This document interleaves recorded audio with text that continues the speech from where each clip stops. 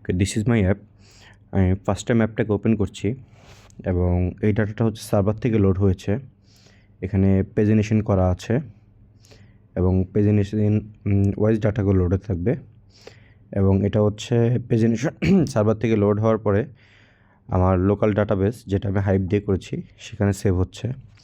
আমি যদি এখন অ্যাপটাকে কেটে দিই এবং কেটে দিয়ে যদি আবার অ্যাপে ঢুকি, জি, এই যে ডাটাগুলো সেভ আছে। এখানে আমি চাইলে সার্চ করতে পারবো, যেমন MORTY মর্টি, হ্যাঁ, এই যে এখান থেকে মর্টি নামে যারা যারা আছে তারা সার্চে চলে এসেছে।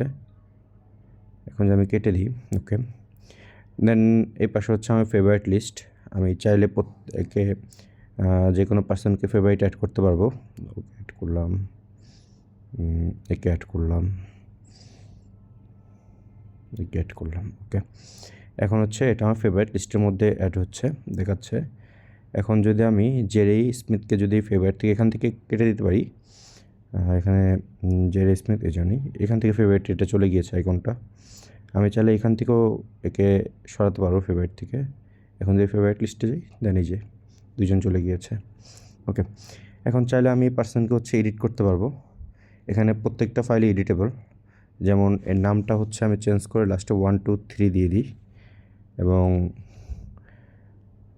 এর অরিজিন আননোনের জায়গায় আমি আর্থ দিয়ে দিই, আর্থ। ওকে, দেন আপডেট করলাম।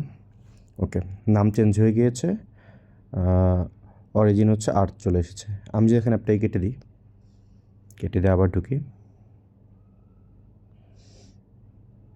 ওকে, এখানে তার নামে হচ্ছে যে যে চেঞ্জেসগুলো করেছে সেগুলো ক্যাশ রয়ে গিয়েছে। আমি যদি সেভ করি, সেক্ষেত্রে এখানেও সেই চেঞ্জগুলো চলে এসেছে। সো এটা পুরোটা হচ্ছে হাইভের মধ্যে ক্যাশ করা।